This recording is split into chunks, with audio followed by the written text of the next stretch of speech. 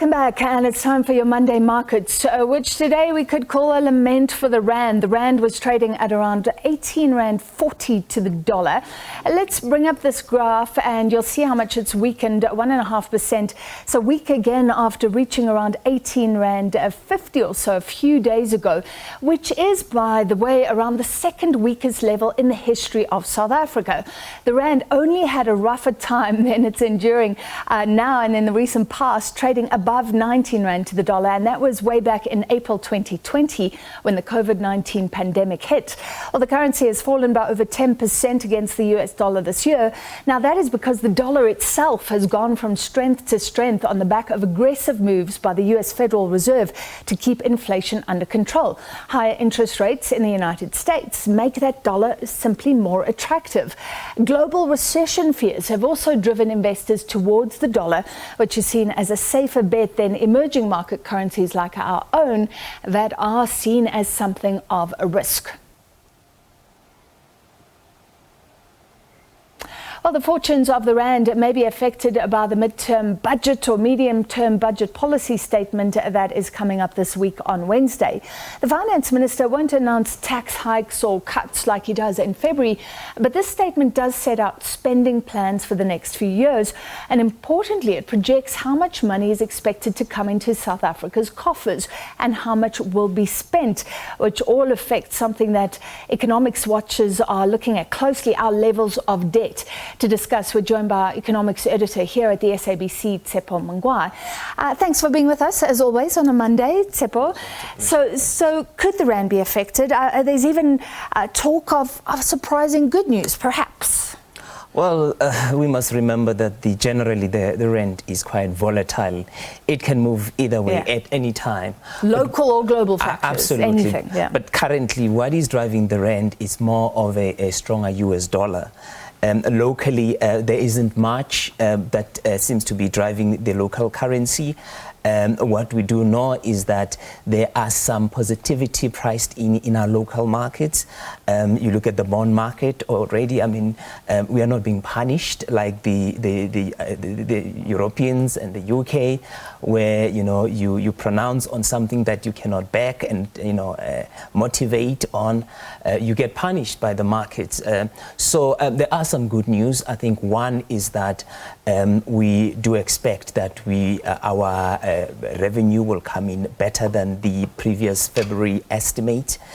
We could get more money, and as we are told, it's mainly because of higher commodity prices. We've seen that along with the surge in the international oil price, many other commodities were also going up. And that has been very good. But also, I mean, look at our corporates. If you've been looking at company results, good, solid numbers that the top 40 has actually reported in recent weeks. And obviously, that translates in corporate income tax that these companies are paying. This is despite that the households and consumers are struggling, and of course the companies are indicating that they can see the signs. But I think there's some resilience in our corporates in terms of how they run this business, that they can actually absorb these shocks. For the longest time, you can see that our companies remain resilient, and that's the sign. You see in the portfolio inflows coming, there's a lot of confidence out there in the market that it looks like corporate SA, they know what they are doing. That is great news. The mining is great news as well. So incredibly, we could actually have more tax revenue than expected. But even SARS keeps on saying that is a temporary thing. We can't rely on that forever. Well, earlier this year, during the February budget, of course, that came across, and we're told that we need to find permanent solutions in terms of revenue. And we know that the permanent solution is its growth, it's fiscal sustainability, and that road has been long and hard. There are some, progress that has been made, but overall the picture still looks a bit worrying. You look look at our debt. I mean, the discussion started during the days of Trevor Manuel when Elisetja Kganya was still the DG. And 70% debt to GDP was like a no-go zone. Yeah. We can't allow ourselves to get there. Gradually, we've been getting there. And when we do, we have plenty of reasons why we get there and how we'll get out.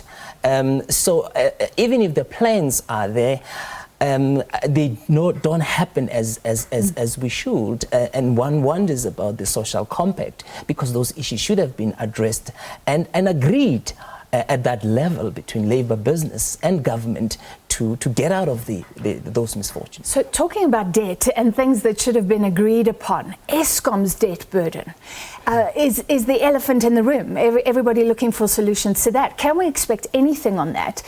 Or anything linked to the Zondo Commission and the implementation of those recommendations announced by the President? Well, clearly, Eskom currently is spending a fortune on debt service.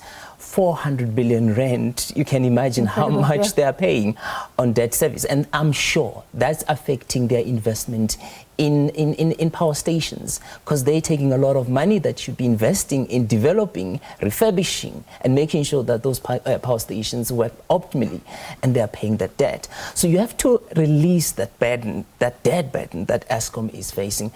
We've been told that the plan is to take some of that debt. It will now go to government so that Eskom has a bit of a breathing space and can be able to go in the market and gain favor in the market. And of course, we are told that the CEO has done a lot in terms of cleaning the balance sheet, so that will help the company in repositioning itself and also its way through breaking into 3 entities that will happen soon. Finally, you said more revenue coming in, but what about the risks? Reportedly, it'll cost about 20 billion rand if government agrees to increase public servants' wages by 3%.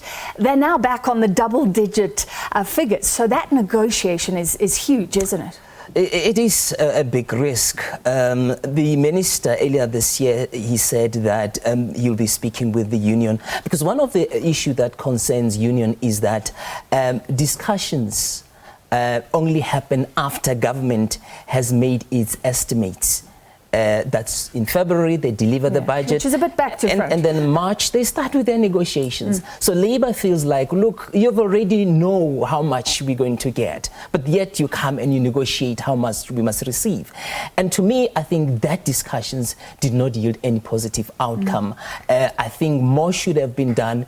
There should have been more agreement. And like I said earlier, the NEDLEC should have been a perfect platform so that National Treasury takes along workers and there's a buy-in in terms of what needs to be done in order to achieve that fiscal sustainability. And you can see that is not happening. Government has decided that they're going to follow certain measure to protect the fiscus and to ensure that it's sustainable and bring down the deficit. But Labour is not part of those discussions, and it doesn't seem to be involved at all and doesn't want to know anything. They just want their increase. And if we talk of a social compact, surely it should start there. That is a huge issue, often spoken about by the Reserve Bank. Thank you. Some analysis before the medium-term budget policy statement. We'll bring you all the analysis after we get the details on Wednesday as well. That was Tshepo Mongoai, SABC News' economics editor. Let's take a look at your sports with Ali.